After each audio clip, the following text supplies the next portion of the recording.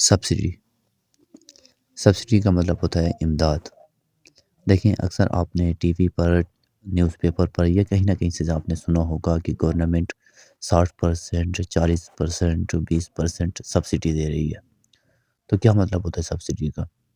دیکھیں سبسڈی ایک مالی امداد ہوتی ہے، ایک پیسوں کی امداد ہوتی ہے جو کہ گورنمنٹ اپنی جیب میں سے دیتی ہے عوام کو۔ ابھی آپ کہیں گے کہ ہمارے گھر تک تو آج تک 1 روپیہ بھی نہیں پہنچا۔ دیکھیں یہ وہ والی امداد نہیں ہوتی ہے کہ وہ حکومت جو ہے آ کر آپ کے گھر میں آپ کو پیسے دیں۔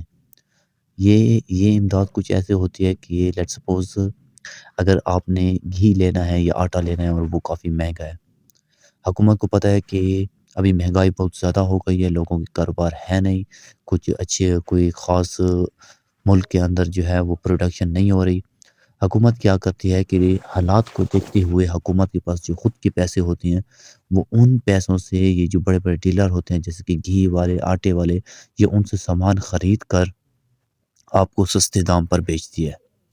ابھی یہاں پہ آپ دیکھیں کہ حکومت ایک چیز لیتی ہے جیسے کہ آٹے کی اگر میں بتا دوں تو آٹا جو ابھی ریسنٹلی اتنا مہنگا ہو گیا تھا، 130 150 روپے تک 1 kg گیا تھا، 1 کلو گیا تھا۔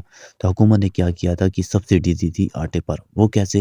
حکومت نے وہ آٹا جن ڈیلر کے پاس تھا ان سے خریدا تھا 150 روپے، وہیں اسی قیمت پر پھر اسے لوگوں کے لیے، غریب لوگوں کے لیے اسے اس کی قیمت کر دی تھی 120 110 روپے kg، تاکہ باقی اوپر کے جو پیسے تھے وہ حکومت اپنی جیب میں سے بھرے۔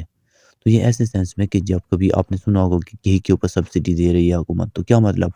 یہ جو آپ کے پاس گھی والے پیکٹ ہوتے ہیں وہ اصل میں ہوتے مہنگے ہیں، وہ 500 روپے یا 600 روپے کا 1 کلو ہوتا ہے، لیکن حکومت جو ہے باقی آپ کو لیکن وہ ملتے ہیں 300 روپے کلو۔ کیسے اتنے سستے ہو جاتے ہیں؟ کون سستا کرتے ہیں انہیں؟ حکومت یا کوئی بڑے ادارے وہ اپنے جیب میں سے بقایا اوپر کے پیسے جتنے بھی ہوتے ہیں وہ سارے کے سارے اپنے جیب میں سے بھرتی ہے۔ کیونکہ مثال کے طور پر ایک کسان ہے، اس نے کھیتی باڑی کی ہے اور وہ کہتا ہے کہ میں جو ہے اپنی گندم جو ہے وہ 100 روپے kg کے حساب سے بیچوں گا۔ ابھی لوگ تو وہ نہیں خرید سکتے کہ یار وہ تو بہت مہنگی ہے، ابھی ان کے پاس تو اتنے پیسے نہیں ہیں۔ حکومت کیا کرتی ہے کہ اس سے وہی 100 روپے kg کے حساب سے ساری کی ساری گندم لے لیتی ہے۔